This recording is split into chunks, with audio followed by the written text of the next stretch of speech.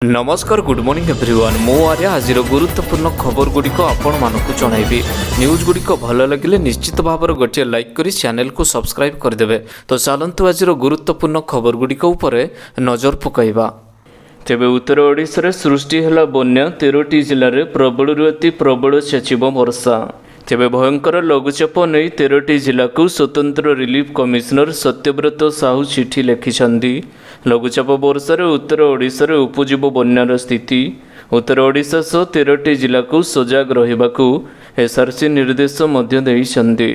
जिला स्तर में प्रस्तुत रहिबा सह स्थिति नहीं अवगत करने निर्देश दिया जाई अछि। 13टी जिला मध्य मयूरभंज, बालेश्वर, केन्दुझर, सुंदरगढ़, भद्रक, केन्द्रापड़ा, कटक, जगतसिंहपुर, पुरी, खर्दा, जाजपुर, ढेंकानाल एवं अनुगुड़ जिला को स्वतंत्र रिलीफ कमिशनर सतर्क कराइछन्ति।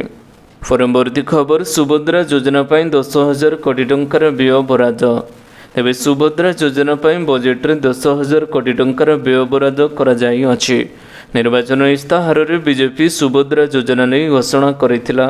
महिला और शिशु विकास बजेट रे मध्य 17,942 कोटी टंका व्यय बराद करा जाई अछि। तेबे वर्तमान सुभद्रा योजना रे समस्त महिला मानंकु 50,000 टंकार खूब शीघ्र कैश भाउचर मिलवाकू जाउछि। परवर्ती खबर बढ़िला भत्ता टंका एवं समस्त को मिल 3,500 टंका। तेबे राज्य बजेट रे मधुबाबू पेंशन योजनार भत्तार परिमाण को वृद्धि करा जाई अछि। बजेट रे भत्ता 7,600 कोटी टंका व्यय बराद करा जाई अछि। यह योजनार प्रथम पर्यायर 80 वर्ष अधिक वयस्क नागरिक एवं 80% कम होई नथिबा भिन्नक्षम व्यक्ति मानक लागि उभय मधुबाबू पेंशन योजना एवं जातीय सुरक्षा भत्ता को 3,500 टंका को वृद्धि कराजिबो बोली कहिसंती। परवर्ती खबर 1 तारिख लागिबो 5टी नुआ नियम। एबे प्रति मासरे किछि न किछि परिवर्तन करा जायथाय। सेथिमध्यरु किछि एपरि अछि जहा साधारण लोकंक पॉकेट उपरे बड़ प्रभाव पकाई थाए। एभली परिस्थिति रे अनेक लोकंक खर्च मध्य बढ़िबाकू जाउछि। गैस सिलिंडर मूल्य परिवर्तन, क्रेडिट कार्ड नियम, विद्युत देय इत्यादि नियम बड़ परिवर्तन हेबाकू जाउछि। किछि नियम आगामी दिन में यथा अगस्ट 1 तारिख परिवर्तन हेबाकू जाउछि। परवर्ती खबर कालिया टंका आसिबाकू नहीं मुख्यमंत्री कले बड़ घोषणा। तेबे खूब शीघ्र समस्त बैंक खाते में कालिया टंका आसिबाकू जाउछि। बजेट रे मुख्यमंत्री कहिसंदी जे कालिया योजना केबे हेले मध्य बंद हेबो नाही। वर्तमान कालिया योजनार नांटी परिवर्तन करा जाय मुख्यमंत्री योजना रखा जाई अछि। तेबे खूब शीघ्र कालिया योजना पाउथिबा समस्त कृषक भाई मानंगु तांको खाते कालिया किस्ती आसिबाकू जाउछि। तेबे कालिया किस्ती केउं तारिख रे बैंक खाते आसिबो ता खूब शीघ्र डिक्लेयर करा जिवो बोली मुख्यमंत्री बजेट रे कहिसंती। परवर्ती खबर नितिन गडकरी कले टोल सिस्टम रे बड़ परिवर्तन। तेबे केंद्र परिवहन मंत्री नितिन गडकरी वर्तमान टोल सिस्टम रो समाप्ति घोषणा करिसंदी। एक नूतन आधारित टोल संग्रह व्यवस्था आरंभ करने से घोषणा करिसंदी। वर्तमान जीवा आसिबा समय किलोमीटर अनुजाई नुआ सिस्टम माध्यम टैक्स स्वयंचालित भाव में कटाजिब। यह 2 मास मध्य आरंभ करा जिवो। सड़क व्यवहार यात्री मानक पई समय एवं अर्थ संचय उपरे आधार करी बैंक अकाउंट रु सीधा सड़क टंका कटाजिब। परवर्ती खबर राज्य बजेट 2024-25 रे 33,919 कोटी पई कृषि बजेट घोषणा। तबे मुख्यमंत्री मोहन चरण माझी गुरुवार विधानसभा 2024-25 बजेट उपस्थापन करी कृषि एवं आनुषंगिक क्षेत्र पई 33,919 कोटी टंकार व्यय बराद करिसंती। 2023-24 रे कृषि बजेट परिमाण 24,829 कोटी टंका रहिथिला। चलित वर्ष से 36% वृद्धि घटी। एसहित बजेट रे जल संपद विभाग व्यय बराद को 25% वृद्धि करा जाई अछि। कृषि बजेट रे राज्य सरकार समृद्धि कृषक योजना, पीएम किसान योजना, ओडिशा बलभद्र जैविक चाष मिशन, डैम सुरक्षा एवं उन्नतीकरण भली अनेक योजना घोषणा करिसंदी। परवर्ती खबर राज्य बढ़ुची शिल्पानुष्ठान संस्था नियुक्ति पाइबे 5 लाख अधिक शिल्प मंत्री। एवं राज्य शिल्प संस्था गुड़िक द्रुत गति अग्रगति हेबार लागिछि। आगामी दिन गुड़िकर अधिक नियुक्ति सृष्टि करिबो शिल्पानुष्ठान। एने बड़ बयान देइसंदी शिल्प मंत्री संपद स्वाई। से कहिसंदी आगामी दिन गुड़िकर पाखापाखि 5 लाख 7303 ନିଯୁକ୍ତି ସୃଷ୍ଟି କରାଯିବ। ଏଥିପାଇଁ 512 ସଂସ୍ଥାର 30ଟି ସଂସ୍ଥା ଆଂଶିକ ଏବଂ ପୂର୍ଣ୍ଣ କାର୍ଯ୍ୟକ୍ଷମ ହୋଇଯାଇଅଛି, ଯାହାକି 19,528.6 କୋଟି ପୁଞ୍ଜି ନିବେଶ କରିବା ସହ 20,251 ନିଯୁକ୍ତି ସୃଷ୍ଟି ହେବ ବୋଲି ମନ୍ତ୍ରୀ ପ୍ରକାଶ କରିଛନ୍ତି। ପରବର୍ତ୍ତୀ ଖବର, 3 ଦିନରେ ସୁନା 5,000 ଟଙ୍କା ଶସ୍ତା। ତେବେ ବଜେଟ୍ରେ ସୁନା ଏବଂ ରୂପାର ସୀମା ଶୁଳ୍କ ହ୍ରାସ କରାଯିବା ପରେ 3 ଦିନ ମଧ୍ୟରେ ସୁନା 5,000 ଟଙ୍କା ଏବଂ ରୂପା 6,400 ଟଙ୍କା ଶସ୍ତା ହୋଇଛି। ସରକାର ବଜେଟ୍ରେ ସୁନା ଏବଂ ରୂପା ଉପରେ ସୀମା ଶୁଳ୍କ 15%ରୁ 6%କୁ ହ୍ରାସ କରିଛନ୍ତି, ଫଳରେ ଦର ହ୍ରାସ ପାଇଅଛି। ବଜେଟ୍ରେ 2 ଦିନ ପରେ ଅର୍ଥାତ୍ ଜୁଲାଇ 25ରେ ସୁନାର ମୂଲ୍ୟ 974 ଟଙ୍କା ହ୍ରାସ ପାଇ 68,177 ଟଙ୍କାରେ ପହଞ୍ଚିଅଛି। ପରବର୍ତ୍ତୀ ଖବର, ବର୍ଦ୍ଧିତ ଦର ଏବଂ ଚାହିଦାକୁ ନେଇ ଏପରି କହିଲେ ଖାଦ୍ୟ ଏବଂ ଯୋଗାଣ ମନ୍ତ୍ରୀ। ତେବେ ଖାଦ୍ୟ ଯୋଗାଣ ମନ୍ତ୍ରୀ କହିଛନ୍ତି, ଦୁର୍ଭାଗ୍ୟପୂର୍ଣ୍ଣ ନିଷ୍ପତ୍ତି ନେଇଛନ୍ତି ସରକାର, ଏନେଇ ଆମେ ତାଙ୍କ ସହ ଆଲୋଚନା କରିବୁ। ଯଦି ତୁରନ୍ତ ଆଳୁର ସମସ୍ୟା ସମାଧାନ ନ ହେଉଛି, ଆମେ ଉତ୍ତରପ୍ରଦେଶ ସରକାରଙ୍କ ସହ ଆଜି ଆଲୋଚନା କରିବୁ। ପଶ୍ଚିମବଙ୍ଗ ଯଦି ଆଳୁ ନ ଦିଏ ତେବେ ଉତ୍ତରପ୍ରଦେଶରୁ ଖୁବ୍ ଶୀଘ୍ର ଅଣାଯିବ। ଆମେ ଅନୁଧ୍ୟାନ କରୁଛୁ, ମାର୍କେଟରେ ଆଳୁ ରେଟ୍ କମ୍ ଅଛି। ମୁଁ 5 କେଜି ଆଳୁ ଆଣିଛି 135 ଟଙ୍କାରେ। ଗୋଦାମ ଉପରେ ମୁଁ ଚଢ଼ାଉ କରିଥିଲି, ସେଠି 27 ଟଙ୍କାରେ ରହିଛି ଦାମ। ସେହି ଅନୁଯାୟୀ ରିଟେଲ 32 ଟଙ୍କା ରହିବା କଥା। ମୁଁ ସମସ୍ତଙ୍କୁ ଅପିଲ କରୁଛି, କେହି 32 ଟଙ୍କାରୁ ଅଧିକ ଟଙ୍କାରେ ଆଳୁ କେଜି ବିକନ୍ତୁ ନାହିଁ, ନହେଲେ କାର୍ଯ୍ୟାନୁଷ୍ଠାନ ନିଆଯିବ। ଏହା ସହ ଅସାଧୁ ବ୍ୟବସାୟୀମାନଙ୍କୁ ଚେତାବନୀ ଦେଇଛନ୍ତି ଖାଦ୍ୟ ଯୋଗାଣ ମନ୍ତ୍ରୀ। ପରବର୍ତ୍ତୀ ଖବର, ଆଜି ପେଟ୍ରୋଲ ଏବଂ ଡିଜେଲର ଦାମ କେତେ ରହିଛି ଜାଣି ରଖନ୍ତୁ। ତେବେ ଆଜି ଭୁବନେଶ୍ୱରରେ ପେଟ୍ରୋଲ ଦର 101 ଟଙ୍କା 6 ପଇସା ରହିଥିବା ବେଳେ ଡିଜେଲ ଦାମ ପ୍ରତି ଲିଟର ପିଛା 92 ଟଙ୍କା 64 ପଇସା ରହିଛି। ସେହିପରି ଦେଶର ପ୍ରମୁଖ ସହରରେ ବି ପେଟ୍ରୋଲ ଏବଂ ଡିଜେଲ ଦରଟି ଅପରିବର୍ତ୍ତିତ ରହିଛି। ଦିଲ୍ଲୀରେ ପେଟ୍ରୋଲ ଲିଟର ପିଛା 94 ଟଙ୍କା 72 ପଇସା ଏବଂ ଡିଜେଲର ଦର 87 ଟଙ୍କା 62 ପଇସା ରହିଛି। ମୁମ୍ବାଇରେ ପେଟ୍ରୋଲ ଲିଟର ପିଛା 103 ଟଙ୍କା 44 ପଇସା ହୋଇଥିବା ବେଳେ ଡିଜେଲ ଲିଟର ପିଛା 89 ଟଙ୍କା 97 ପଇସା ରହିଛି। ସେହିପରି କୋଲକାତାରେ ପେଟ୍ରୋଲ ଦର 104 ଟଙ୍କା 95 ପଇସା ଥିବାବେଳେ ଡିଜେଲ ଦରଟି 91 ଟଙ୍କା 76 ପଇସା ରହିଛି। ପରବର୍ତ୍ତୀ ଖବର, ଅଗଷ୍ଟ 1 ତାରିଖରୁ ବଢ଼ିଯିବ ବିଦ୍ୟୁତର ଦର। ତେବେ ଜଳପରେ ଏବେ ଚଣ୍ଡିଗଡ଼ରେ ବିଦ୍ୟୁତର ଦର ବଢ଼ିବାକୁ ଯାଉଛି। ଅଗଷ୍ଟ 1 ତାରିଖରୁ ବିଦ୍ୟୁତ ଦର ବଢ଼ିବାକୁ ଯାଉଛି।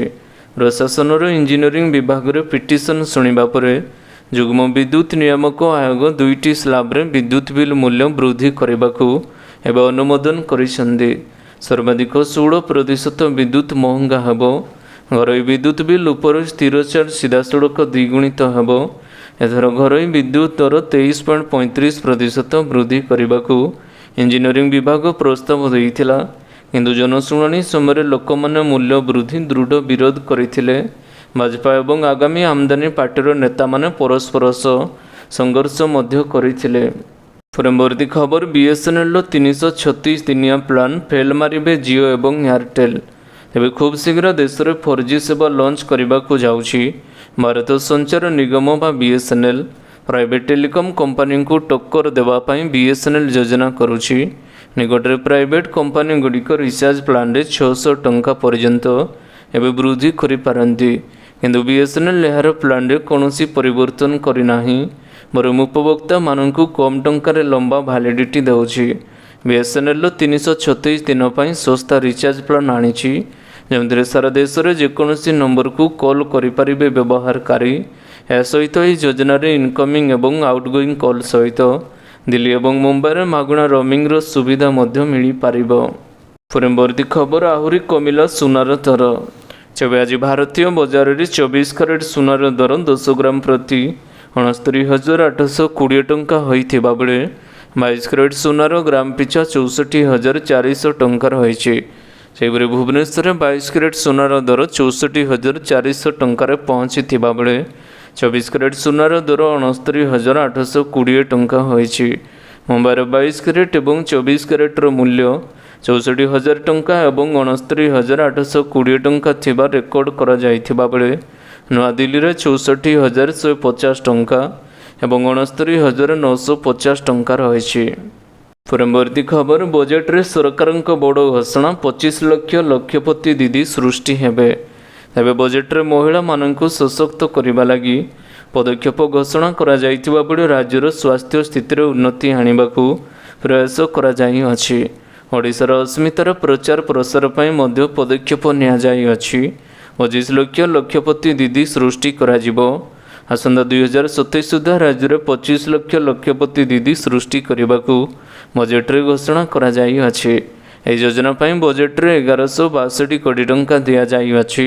ମହିଳା ଓ ଶିଶୁ କଲ୍ୟାଣ ବିଭାଗ ପାଇଁ 17,942 କୋଟି ଟଙ୍କାର ବ୍ୟୟବରାଦ କରାଯାଇଅଛି, ଯାହା 2023-24ରେ କରାଯାଇଥିବା 6,224 କୋଟି ଟଙ୍କା ତୁଳନାରେ ପ୍ରାୟ 3 ଗୁଣ ଅଧିକ।